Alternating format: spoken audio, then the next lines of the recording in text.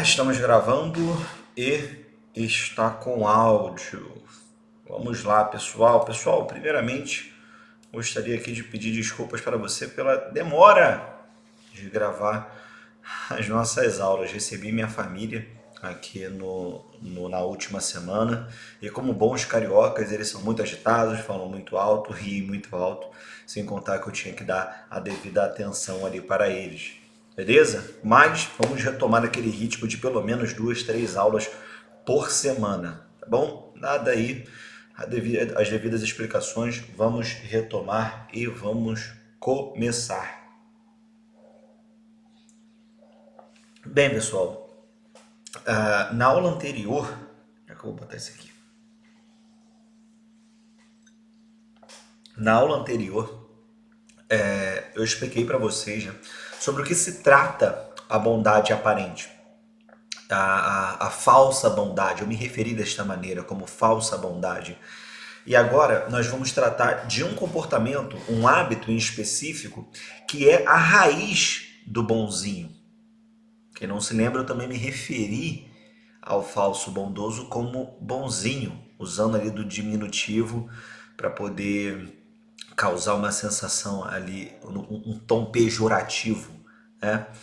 Então, vocês vão perceber que este tipo de comportamento sobre o qual eu vou falar, com que o bondoso, o falso bondoso, perdão, seja comumente confundido com uma pessoa verdadeiramente boa, como alguém altruísta, que se importa com o próximo, quando na verdade se trata de um grandíssimo egoísta.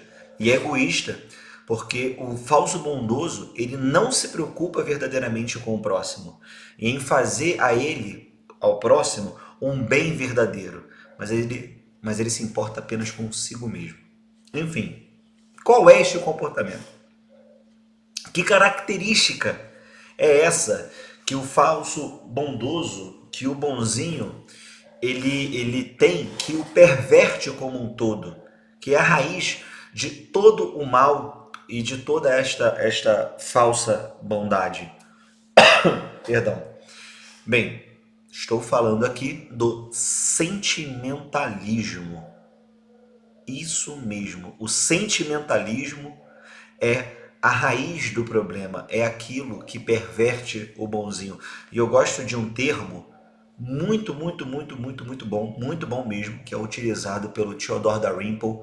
Theodore Dalrymple é crítico literário, é psicólogo, é psiquiatra, é médico, é escritor, enfim, ele é muito bom, é jornalista. E ele tem um livro muito bom chamado Podres de Mimados, e ele se refere a esse tipo de comportamento como sentimentalismo tóxico. É maravilhoso, fica aí como referência bibliográfica também. Eu não só usei aqui como referência, como recomendo a leitura, né? Ele escreve muito bem, e a tradução da versão mais comum deles, né, que a fonte está em vermelho, em letras garrafais, é maravilhosa. Beleza?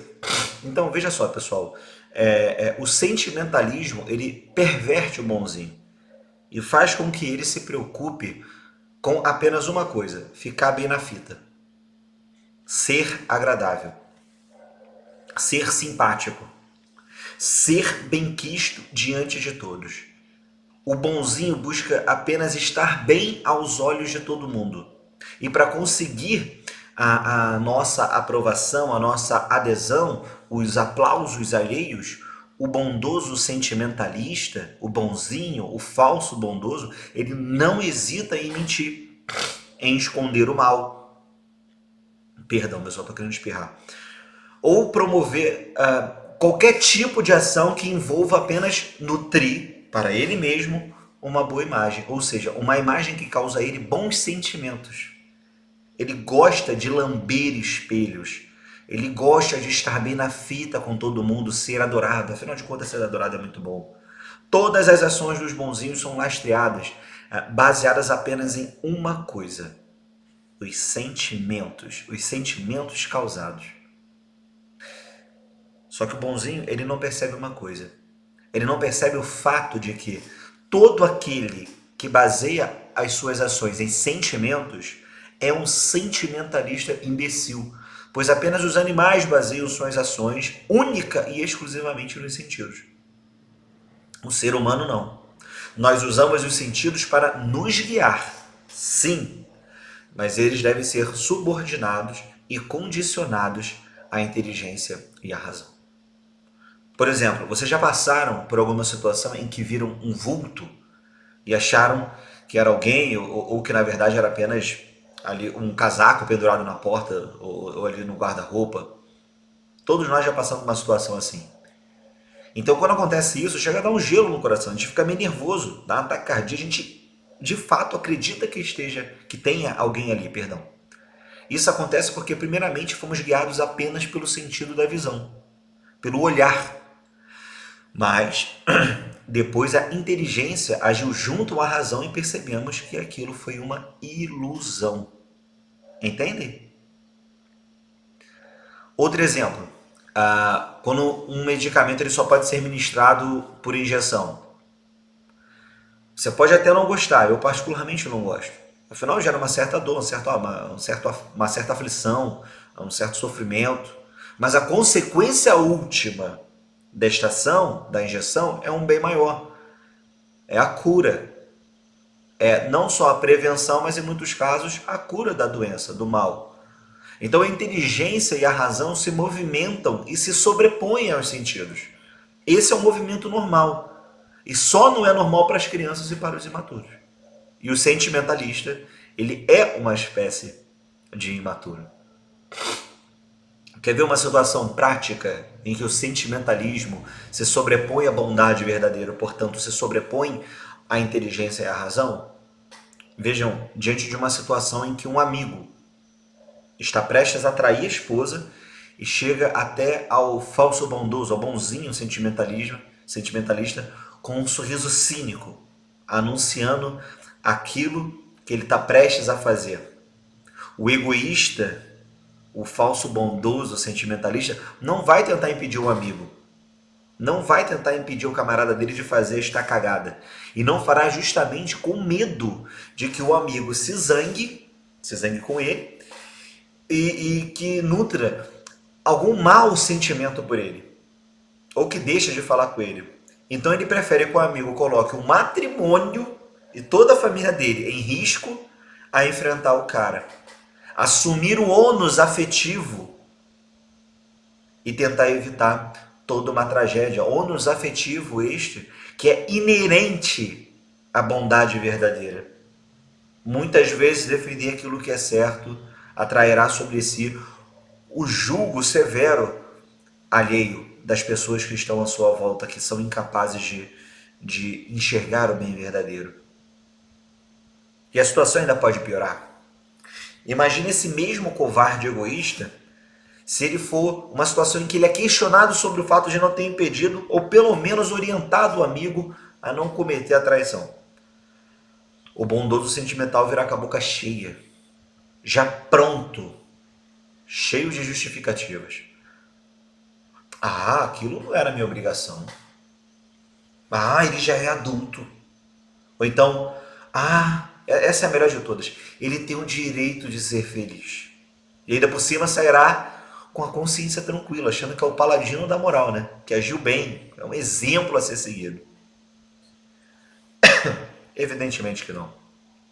Vejam, vocês conseguem entender quando eu digo que este tipo de comportamento não se trata de verdadeira bondade e que o bondoso sentimental nada mais é do que um egoísta mesquinho? Então, em um primeiro momento, as ações que promovem a falsa bondade podem até se apresentar, primeiramente, como uma aparência boa, de ser algo bom, porque causa certos sentimentos agradáveis, mas suas consequências últimas sempre serão desastrosas e desmascararão a sua verdadeira natureza, que não é bondosa, mas maldosa. Veja no exemplo que dei, que acabei de citar. O cara ele pode até gostar da traição por alguns instantes, vai mover a lascívia dele, saciará a sua luxúria, mas as consequências últimas desta traição, desde o remorso, peso na consciência, A mulher descobrir e querer separar e por fim último o divórcio e a destruição da família, ou mesmo consequências ulteriores, superiores, como o pecado mortal e a condenação eterna. Com certeza as consequências últimas dessa escolha não serão boas. Assim como a escolha se apresentou bem, gostosinha no início. Todo ato de falsa bondade tem em sua essência essa fórmula. Se apresenta como um bom convite e se revela como uma maldade absurda no final. Sempre, sempre. Pega o exemplo de estudar. Não, não vou estudar agora não, a prova ainda está longe, vou aproveitar, vou curtir aqui. Você se sente até mais confortável, né?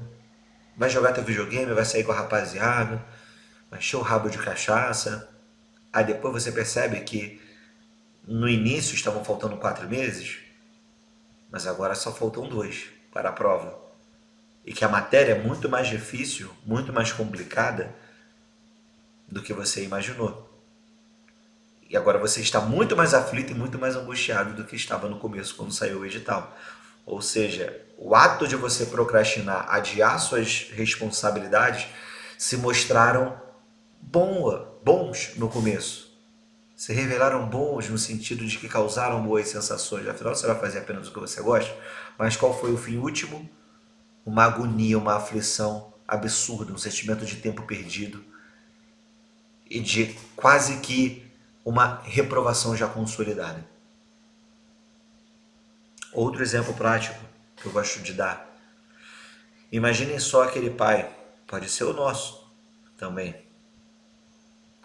Aquele pai imaturo que tenta ser amiguinho dos filhos. Novamente, estou usando a palavra no diminutivo para poder causar esse efeito pejorativo, não afetivo. Diminutivo pode ser usado como isso daí também, né? Você chamar seu amor de amorzinho e tal. Mas também tem uma conotação pejorativa. Então imagina aquele pai que quer ser amiguinho dos filhos. Pagar de moderno, de moderninho, de legal, de descolado, que deixa o filho se envolver com amizades extremamente suspeitas. Por quê? Ele não quer brigar com o filho. Ele é bacana. Ele não quer que o filho se chateie com ele. Aí ele prefere que o filho se drogue a noite inteira, que se entregue a uma porrada de vícios, pegue um monte de doenças. Ele prefere isso a ser interpretado e visto como um pai antiquado, radical, tirano. Eu tirano? Não. Que isso? Meu filho está com sífilis, AIDS, gonorreia, mas eu não sou tirano. Meu filho é alcoólatra, drogado, eu já acabei com todo o sistema nervoso dele, mas eu não sou antiquado, eu sou moderno. É muito ruim carregar esses rótulos. O pai bondoso sentimental não gosta, não quer. E justamente por isso não será nem tirano, nem pai. Pois nem vai restringir e muito menos educar. Mas, no final, ele vai arcar com as consequências últimas dessas escolhas egoístas. Essas escolhas lastreadas apenas no próprio bem-estar, que só visavam o conforto próprio e não o bem dos filhos. Aí vai fazer aquela ginástica mental absurda, enorme, para tentar se convencer de que a culpa não é dele, mas é dos jovens atuais, da péssima influência moral, dos professores esquerdistas do colégio, etc, etc. Vai fazer o quê? Vai dar a famosa terceirização moral sobre as consequências das suas próprias escolhas. Vai se preocupar mais em terceirizar a culpa e sua responsabilidade do que com o fato dos filhos estarem moralmente aniquilados. É nisso que consiste o bondoso sentimentalista. E não podemos ser assim, pessoal. Pois a bondade real requer um profundo conhecimento sobre as virtudes verdadeiras, para não pervertermos atos bons em maus. Compreenderam isso, pessoal? Isso ficou claro? Bom, terminamos aqui a nossa aula.